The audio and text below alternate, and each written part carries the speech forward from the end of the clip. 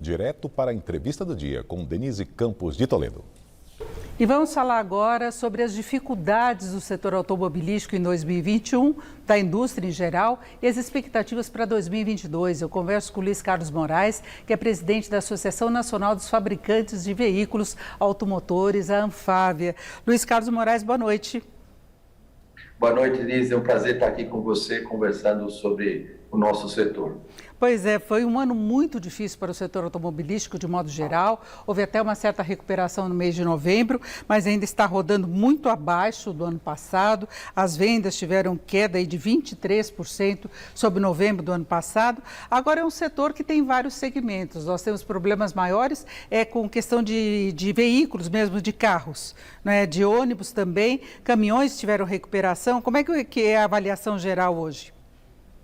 Então, vamos fatiar um pouquinho o elefante aqui, né? Bom, a indústria de maneira geral, inclusive fora do Brasil, entrou em 2021 com um problema de desorganização da cadeia global de produção, né? Então, falta de aço no começo do ano, algumas resinas plásticas.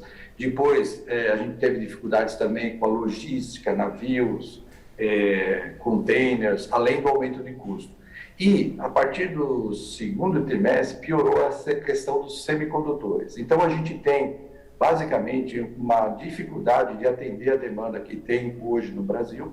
A gente estima uma perda de produção ao redor de 300 mil unidades, em especial por conta da falta de semicondutores. Esse não é um problema do Brasil, é um problema global. A estimativa é que, no mundo, a indústria está perdendo de 10 a 12 milhões de unidades por conta desse descompasso entre a oferta e demanda de semicondutores. Qual que é a expectativa do setor? Então, falando com especialistas que acompanham mais de perto essa indústria, que é uma indústria muito especializada, e é uma indústria que tem uma localização das suas plantas, principalmente na Ásia, a gente não vê, no curto espaço de tempo, 2022, uma estabilização. Segundo esses especialistas, a indústria pode perder outros 5 milhões de produção no ano de 2022 e a estabilização se dará, a gente espera, em meados de 2023. Né? Então, acho que vai ser melhor que 21, mas ainda não vai ser tão bom quanto a gente gostaria que fosse. Agora, toda essa situação, além de reduzir a oferta dos veículos, levou a um aumento muito forte do preço. O consumidor sente isso na hora da compra, acabou se refletindo também no mercado de usados e aí vai bater no preço do IPVA, no valor a ser pago. Então, tem toda uma cadeia envolvida nessa situação que pega, inclusive, seguros, que também tiveram aumento. Isso não tende a reduzir o potencial de vendas, mesmo que haja uma normalização? Sem dúvida, é o que eu chamei de sequelas da pandemia, né? Ela provocou essa desorganização, as commodities aumentaram muito, o aço subiu, minério de ferro, isso trouxe aumento de custos para nós aqui no mercado local. Nós temos muita importação de componentes, sistemas para as novas tecnologias. O dólar, né, bateu 5,70, né? Então é um dólar muito alto, isso impacta o custo. Então isso complicou todo o processo de custeio das grandes organizações e parte disso foi repassado, como você falou, para o cliente final. A outra consequência como você falou, vai ter o impacto do IPVA, também teve um impacto indireto também nos veículos seminovos, porque como a gente não está conseguindo entregar o volume que o mercado precisa de veículos novos, o direcionamento para os veículos seminovos aumentou a procura, aumentou o preço dos seminovos também. E, como a gente está enfrentando no mundo todo, tem a inflação, né? E aí a outra consequência negativa é com a inflação mais alta, isso no Brasil, mas em outros países também, o Banco Central está promovendo o aumento da taxa de juros, né? Então já bateu 9,75, se fala que no início do ano que vem pode bater 11. Isso significa no CDC, que é o instrumento de financiamento para o nosso cliente, que 50% usa o financiamento para poder comprar um novo carro, vai ter um impacto também no custo de financiamento. Então, realmente, como você falou, tem aí um desafio em 2022, que é a questão do custo, a inflação mais alta, aumento da taxa de juros. Isso pode dificultar um pouco a nossa recuperação em 2022. Agora, apesar de toda essa dificuldade aí em relação ao público consumidor, aumento de preços, a gente percebe uma mudança que tem chamado a atenção em relação ao perfil dos lançamentos de veículos, com aqueles chamados populares perdendo espaço no mercado. Então, o acesso ao primeiro veículo, se a pessoa quiser comprar um veículo novo, está cada vez mais difícil e, em alguns casos, também a troca, porque os modelos mudaram. Isso não joga contra esse potencial de expansão de vendas? De um lado sim, mas de um outro lado tem um aspecto positivo, né? Os nossos veículos produzidos aqui no Brasil estão ficando com muito mais conteúdo, mais conexão, tem instrumentos de medição da eficiência energética, redução de emissões, eles são mais seguros, seguindo as normas, as principais normas dos países mais avançados. Então tem esse lado bom, que é o lado de ter um produto mais atualizado e que o consumidor também quer ter, tá? Ele gosta de um veículo com bastante conectividade, ele gosta de um veículo com desempenho diferenciado e etc, etc. Lógico que isso tem um custo, essa é uma dificuldade. Essa figura do carro popular, né, que a gente tinha na década de 90, acho que não existe mais, né? A sociedade exige também carros com menos poluição, com mais eficiência energética, com mais segurança e com mais conectividade. Então, isso veio para ficar. Esse consumidor que tem essa dificuldade no veículo de entrada, tem outras alternativas que também a indústria está oferecendo, que é o aluguel, que é o carro por assinatura, e que o cliente pode usar por alguns dias por semana, no final de semana, e usufruir de um carro moderno, bastante atualizado, e poder usufruir desse veículo. Mas você tem razão, a figura do carro popular, o carro de entrada, hoje não existe mais, até por uma questão de regulatório, né?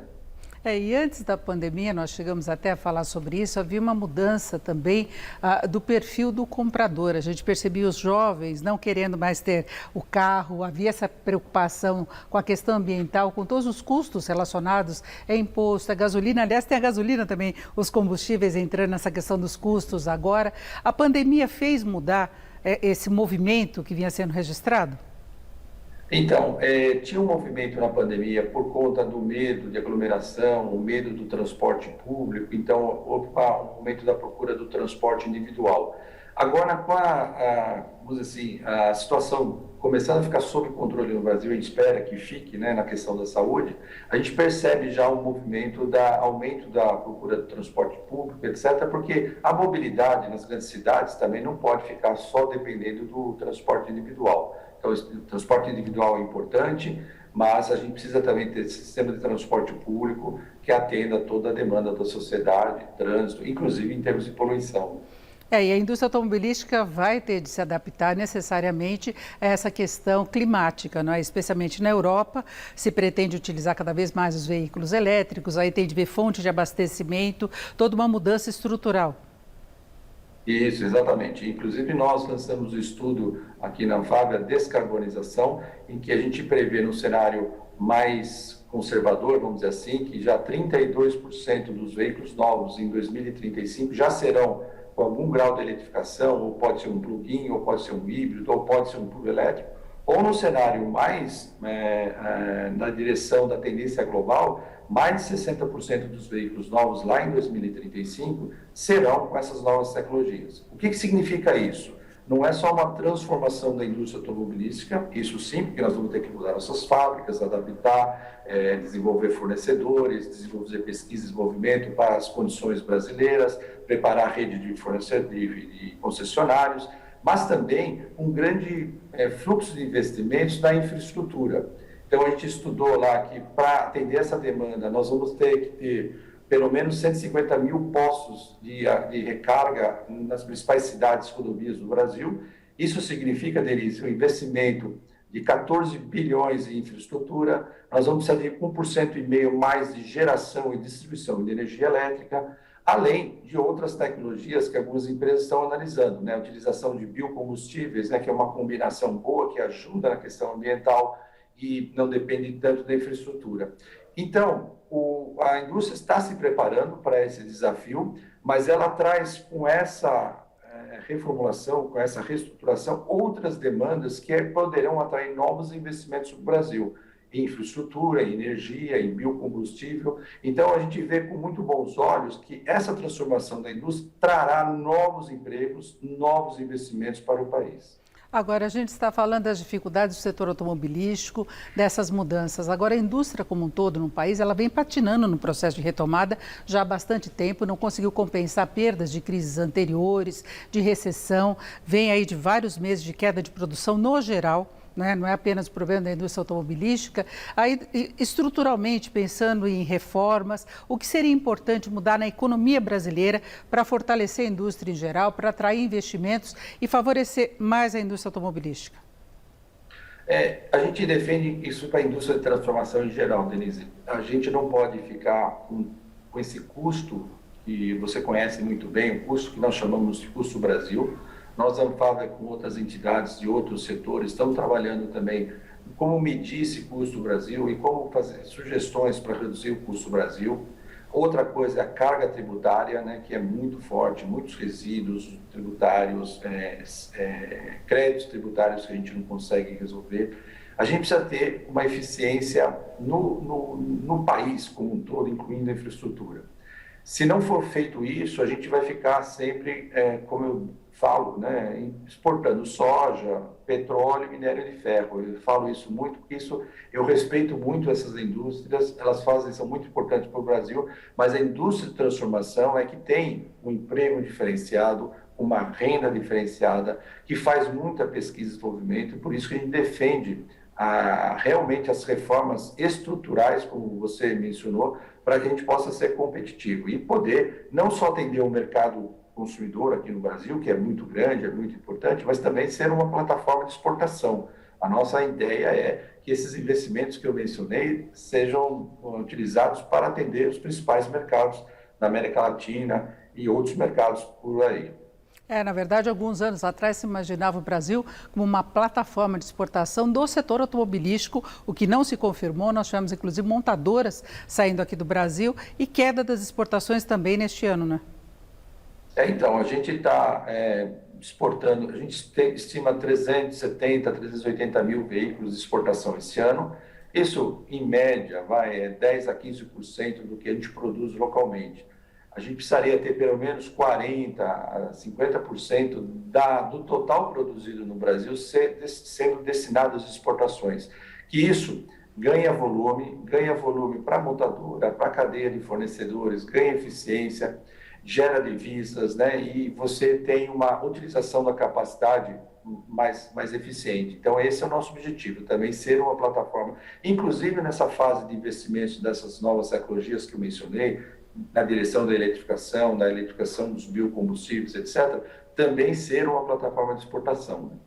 Perfeito. Ouvimos o Luiz Carlos Moraes, que é presidente da Associação Nacional dos Fabricantes de Veículos Automotores, a Anfávia. Luiz Carlos Moraes, muito obrigada. Uma boa noite. Boa noite, prazer falar com você. Um grande abraço. Com você.